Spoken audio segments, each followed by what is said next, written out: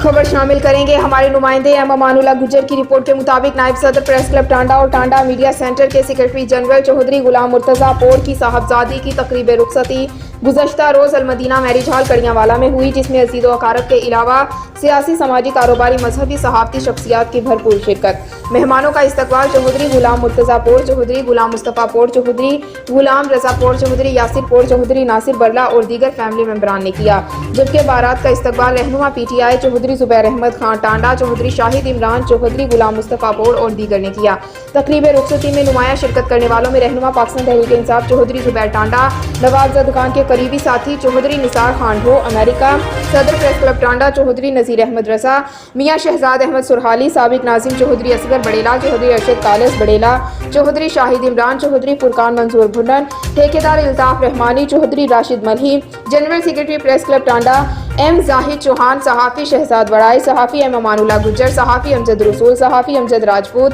सहाफ़ी खान मोहम्मद चौधरी, सहाफ़ी मंजूर मलिक, सहाफ़ी मोहम्मद अब्दुल्ला चौधरी, सहाफ़ी आमिर अब्बास भट्टी के अलावा सियासी, समाजी, कारोबारी, मजहबी, सहाफ़ती शख्सियात ने इलाके भर से बड़ी तादाद में शिरकत की।